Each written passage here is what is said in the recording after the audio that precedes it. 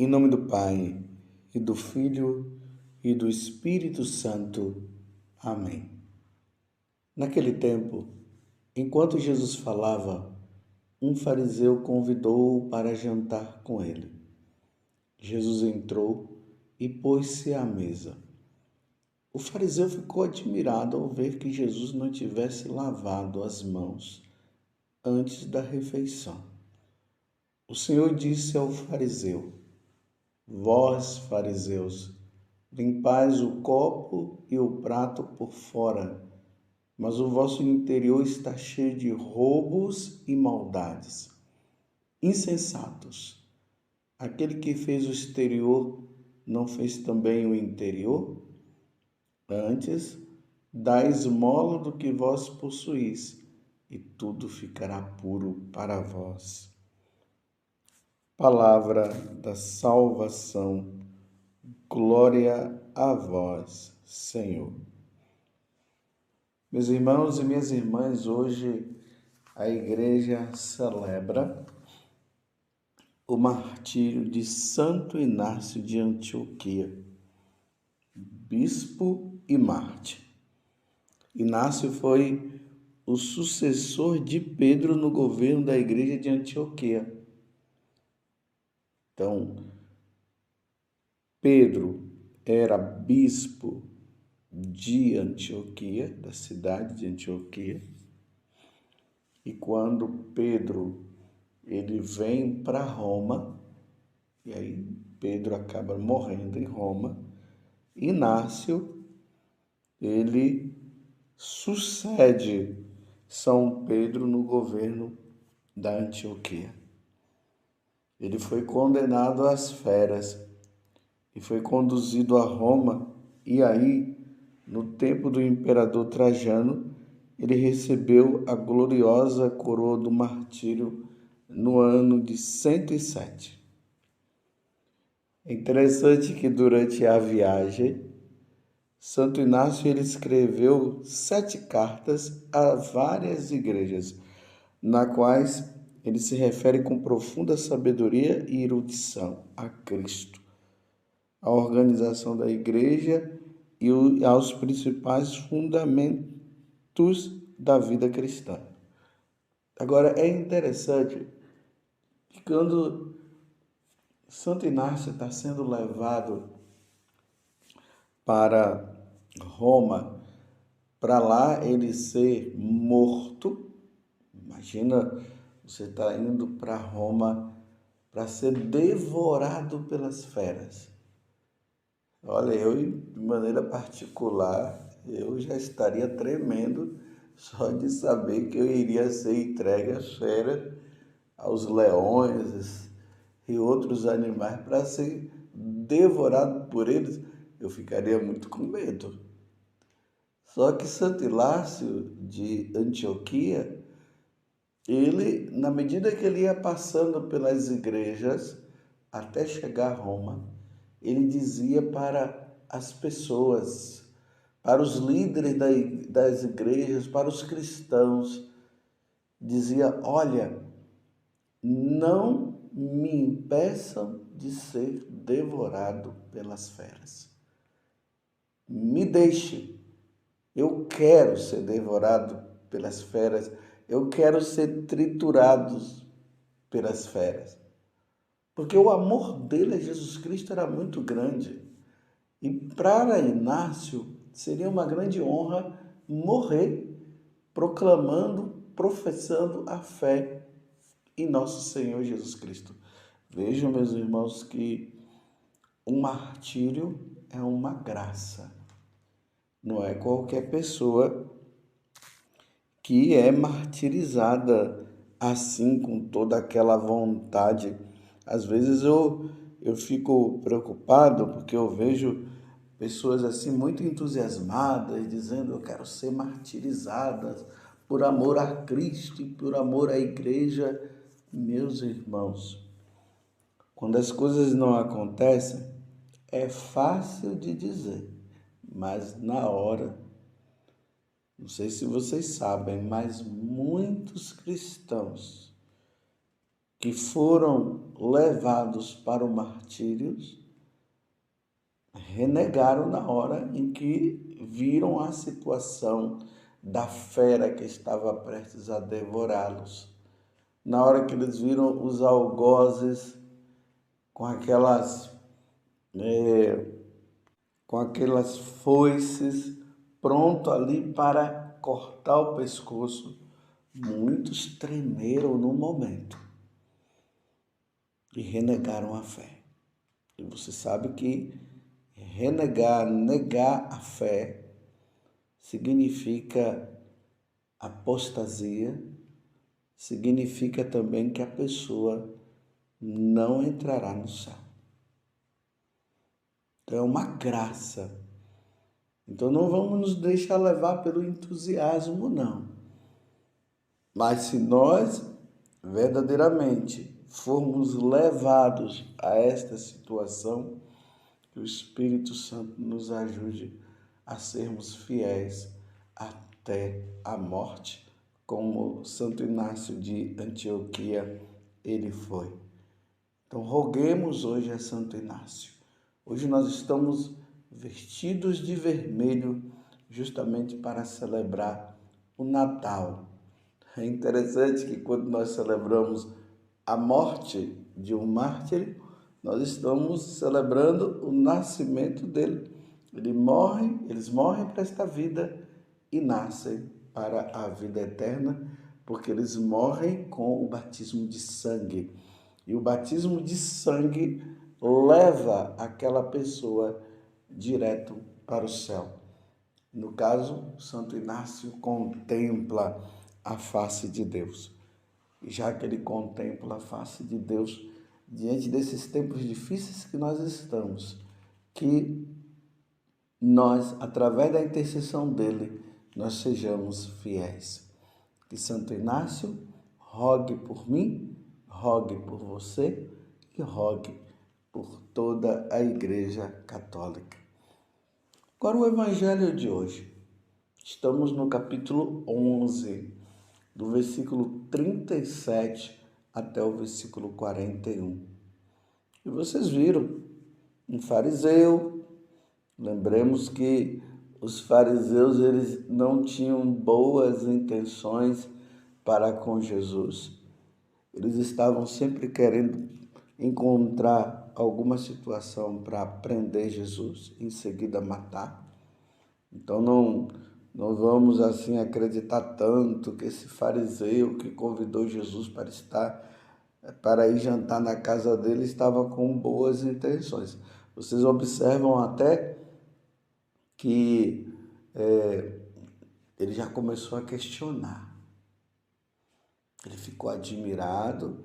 É importante notar aqui também que a expressão de admiração dele, de forma negativa, por Jesus não ter lavado as mãos antes da refeição, não foi algo que ele expressou, ele pensou, mas como Jesus é Deus, e só Deus pode entrar nos nossos pensamentos. Isso aqui é claro, né? Às vezes as pessoas ficam achando que os demônios têm a capacidade de entrar nos nossos pensamentos. Não, os demônios não têm capacidade nenhuma de entrar nos nossos pensamentos. Ele pode deduzir as coisas pelos nossos movimentos, pela nossa ação, pela forma como nós agimos. Mas dizer que os demônios,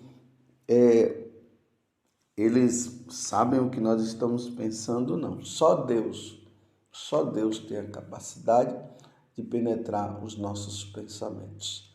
Eu abri um parêntese para falar dessa curiosidade, porque tem muita gente achando que o demônio entra nos nossos pensamentos. Ele não entra.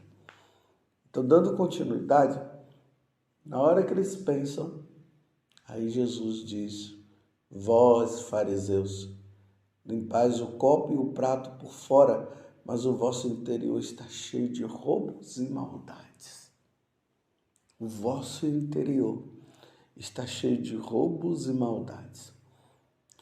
O questionamento dos fariseus para com Jesus é simplesmente porque Todas as vezes que as pessoas iam para uma casa, para refeição e tudo, lá já tinham aquelas talhas que as pessoas chegavam e faziam tipo uma purificação. Eles lavavam as mãos, lavavam o rosto, porque o fato de estarem ali no mundo, né, nas coisas, fazendo tantas coisas, mexe aqui, mexe lá, pega aqui, pega lá.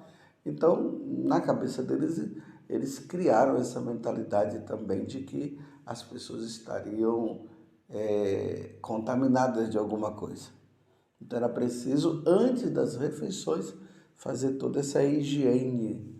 Não é a higiene como nós imaginamos, né? Que nós também lavamos as mãos antes das refeições, pelo menos é o que nós deveríamos fazer.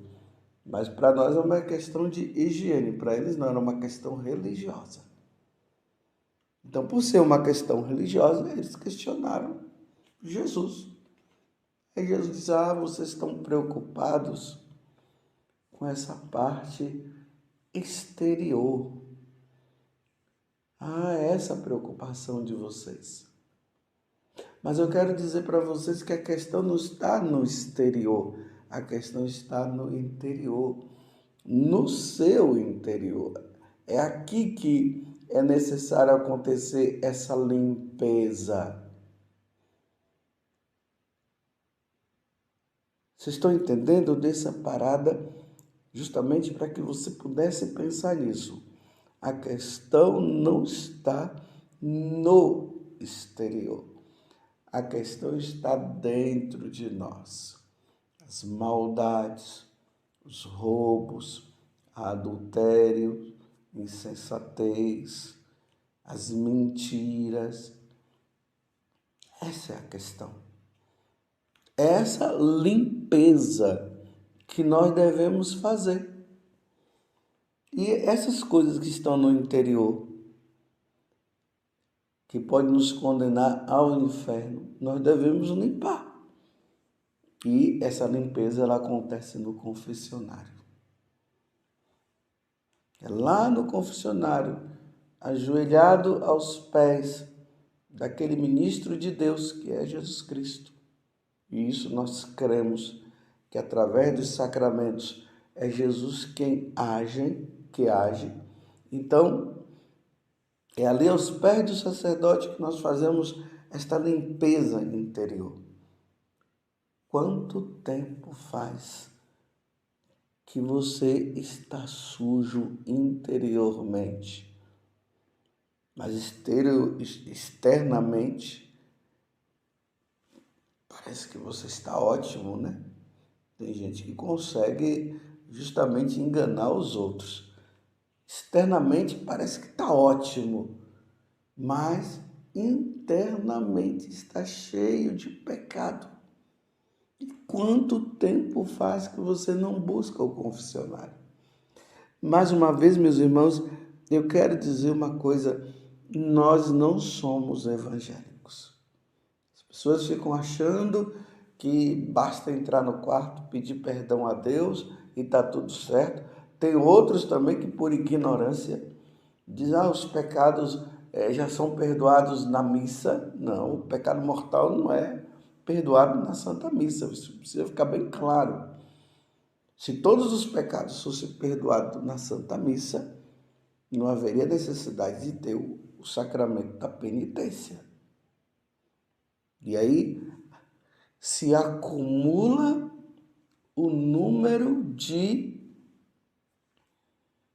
sacrilégios, porque uma vez que se está em pecado mortal, não é na missa que se perdoa o pecado mortal, é no confessionário. E as pessoas estão dizendo assim: não, mas eu fiz um ato de contrição. Será que se o ato de contrição perfeito foi suficiente mesmo? Será? É verdade? Você tem certeza? Aí tem outros que dizem: depois eu me confesso. Quer dizer, você está sujo, imundo com o pecado mortal. Aí você comunga primeiro para depois confessar? Não, não. Ainda que o Papa dissesse para você, você está em pecado mortal, não tem problema. Você comunga e depois você confessa. Não, o Papa estaria errado. Não pode falar uma coisa dessa, porque nós não podemos comungar em estado de pecado mortal. E eu tenho dito ultimamente para as pessoas, quando uma pessoa cai em pecado mortal, o caminho dela não é a Santa Missa, o caminho dela é o confessionário. Porque indo para a missa, você poderá ter uma inspiração que não vem do céu. Geralmente as inspirações vêm do diabo, né? Aí não, estava lá, eu senti vontade. Eu percebi, eu senti que eu tinha que comungar. Ai, Deus me inspirou.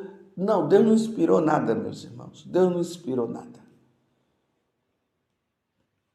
Caiu em pecado mortal, tem que ir para o confessionário, se quer comungar. Se você quer comungar, então não cai em pecado mortal. Mas se você cair em pecado mortal, então busque o sacerdote. Vai buscar a confissão. Se o sacerdote disser para você, você está ali, alguns minutos antes de começar a missa, você vai lá e diz, padre, eu quero me confessar. O senhor poderia me atender em confissão? E o padre disse assim, pode comungar, depois da missa você confessa. Não, você não vai comungar. Esse conselho do sacerdote está errado. Por isso que é um perigo o sacerdote dizer isso, porque às vezes pode ser que no coração do sacerdote esteja que a pessoa não está com pecado mortal, então fala isso. Então, como nós não penetramos no coração do outro, só Deus é que penetra e conhece, então é bom, por prudência, dizer, depois você confessa.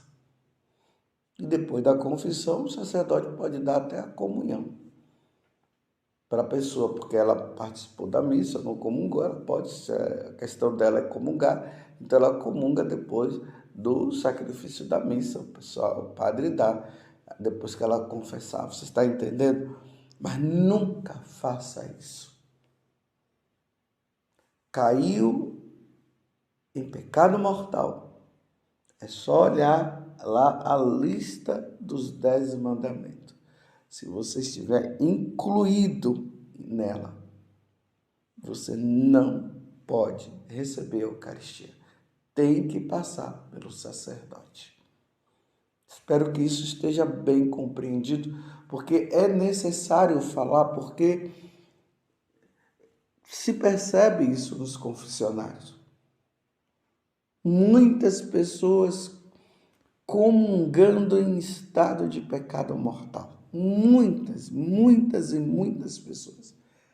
E quando se pergunta por que você comungou, você sabia que não podia comungar? A pessoa diz, eu sabia, mas por que você comungou? Porque eu quis. Porque eu disse que depois eu ia me confessar. Não pode fazer isso. Mas voltando ao Evangelho. Então o interior dele estava cheio de quê? De insensatez, de maldades. E aí Jesus disse assim para ele, olha, dá esmola do que vós possuís e tudo ficará puro para vós. Por que Jesus está falando isso para esse fariseu? Porque é assim que eles agiam. Se enriqueciam com a pobreza dos pobres, das viúvas. E enriquecendo, não praticavam a esmola. Então Jesus agora está dizendo, então, já que você está preocupado comigo, por eu não ter lavado as mãos, a minha preocupação maior com você é essa. Você está em estado de pecado, pecado grave. Porque você não tem dado esmola, você tem como dar, você está roubando, está tirando dos outros. Então, vai lá, dá esmola aos pobres. Aí Jesus diz, e aí tudo ficará puro para vós. Tá vendo? É só fazer isso, simples. Não vamos agir, meus irmãos, como os fariseus. Não vamos agir. Ficamos ali olhando os pecados dos outros o tempo todo, enquanto que nós estamos com pecados maiores e não nos confessamos e não mudamos de vida. Com isso eu não estou dizendo que nós não podemos corrigir, ajudar o irmão que está no pecado, porque Jesus disse, né, aquele que se seu irmão pecar, vai lá ajudar. Nós devemos ajudar, mas não podemos entrar na hipocrisia. Ajudamos, vamos lá em busca, vemos o pecado, a situação de pecado, porque realmente aquela pessoa estaria pecando, e vamos lá, ajudamos, mas não refletimos e não olhamos para nós e percebemos que estamos também na mesma situação. Então, ajudando o outro e nos ajudando também. Louvado seja nosso Senhor Jesus Cristo, para sempre seja louvado, e a sua mãe, Maria Santíssima.